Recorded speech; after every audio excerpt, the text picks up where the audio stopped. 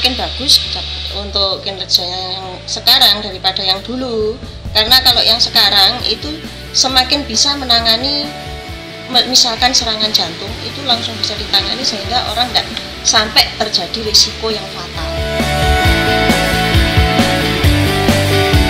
Dampak yang saya rasakan, saya ini kan pegawai negeri Mas ya. Suami saya pegawai negeri. Harusnya Askes dengan BPJS itu jangan dijadikan satu. Kalau Askes itu kan dipotong gaji selama kerja. Jadi sekian lama kita suami saya kerja itu dipotong gaji akhirnya untuk dana kesehatan. Tapi sekarang dijadikan satu dengan BPJS.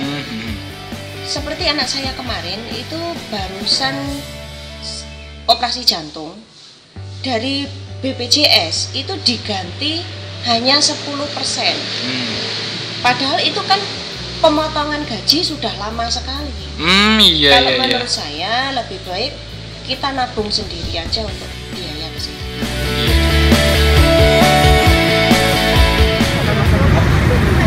Itu kan melayaninya masih kurang.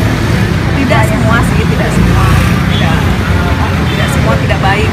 Tapi harapan kita gitu, harapan kita masyarakat awam, dokter itu harus melayani dengan tulus hati. Kapan untuk pasien yang sedang sakit, dia harus siap. Bukan dokter sekedar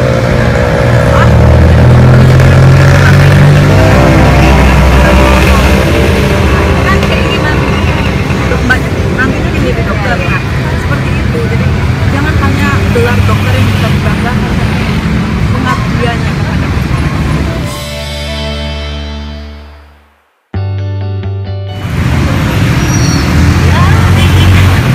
Tidak jauh dari yang tadi, jadi adalah kesadaran dokter menolong, jangan hanya mengharap imbalannya, tapi ketulusan terhadap si pasien itu supaya mendapatkan imbalan dari pasien baik, makan, juga kepuasan bagi dokter itu sendiri kan, dan pelayanan kepada masyarakat. Terima kasih ya Bu. Terima kasih, sukses ya.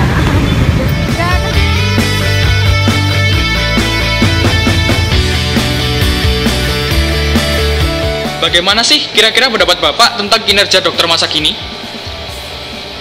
Dokter masa kini dengan dokter dulu itu ya sedikit lah perbedaannya. Ya, cuman beda waktu cara pembelajarannya mungkin dari cara itu pengobatan juga agak berbeda dikit lah gitu. Iya. Lalu Bapak, dengan adanya BPJS, dampak apa yang Bapak atau Ibu rasakan? Ya beda sih soal BPJS itu. Kalau karena dulu itu ya mungkin harus melalui aturan-aturan yang lewat dari jalur-jalur yang resmi atau gimana gitu. Kalau sekarang kan agak singkat, jadi tidak ada kemudahan sedikit lah untuk berobat.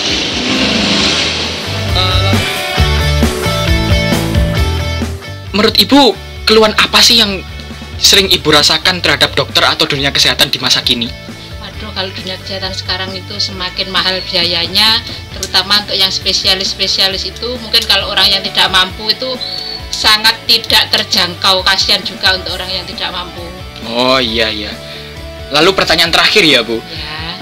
Menurut Ibu, kira-kira harapan apa yang ingin Ibu wujudkan terhadap dokter atau dunia di kesehatan di masa mendatang? Kira-kira apa sih harapannya Ibu terhadap dokter atau dunia kesehatan? Untuk dokter-dokter sekarang, untuk adik yang mau jadi dokter, kalau bisa itu semakin canggih, semakin pinter, dan jangan terlalu mahal, bisa terjangkau untuk orang-orang yang tidak mampu. Oke deh.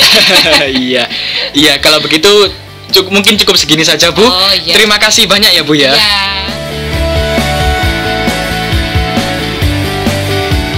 Jadi beberapa jawaban dari narasumber kita telah mengetahuinya, bahwasanya beberapa narasumber itu mengerti BPJS dengan menyeluruh sampai ke permasalahannya. Hingga tadi ada ibu-ibu yang berbicara bahwa BPJS itu masih belum bisa mengatasi permasalahan kesehatan Indonesia. Tapi juga ada beberapa orang yang tidak mengerti apa itu BPJS secara menyeluruh. Selain itu, beberapa orang beranggapan bahwa kedokteran ada yang meningkat drastis, ada yang meningkat hanya sedikit. Jadi kesimpulannya adalah bahwa kedokteran di Indonesia itu masih belum maksimal hasilnya. Jadi kita harus bisa lebih menuju titik yang lebih maksimal lagi. Seperti yang kita ketahui bahwasanya kedokteran saat ini merupakan salah satu prodi yang favorit di Indonesia, terutama untuk pendidikan kedokteran. Tidak heran banyak sekali para calon-calon mahasiswa yang berebut kursi untuk mendapatkannya. Sekitar 10.000 mahasiswa berebut dan hanya 1.000 lebih yang diterima. Dan yang saya amati saat ini bahwasanya banyak sekali para dokter ini tuh tidak tersebar merata di Indonesia, bahkan terkesan di city sentris, yang ini tersebar hanya di kota-kota besar saja. Padahal di daerah-daerah yang sekiranya membutuhkan, di daerah-daerah pedalaman itu sangatlah kurang tenaga. Karena itu perlunya pemerataan agar Indonesia ini bisa maju dan rakyatnya bisa sejahtera. Terima kasih. Yusuka dari saya. Berdasarkan narasumber yang kita ketahui tersebut di atas, kita dapat menyimpulkan cara untuk mewujudkan apa yang diharapkan oleh mereka, yaitu dengan cara kita belajar dengan giat agar kedepannya kita menjadi seorang tenaga medis atau tenaga kesehatan di Indonesia ini semakin maju dan semakin berkembang, sehingga masyarakat di Indonesia ini semakin sehat. Terima kasih. Seperti yang Bapak Anies Baswedan pernah katakan, anak muda memang minim pengalaman. Dia tidak menawarkan masa lalu, tapi menawarkan masa depan.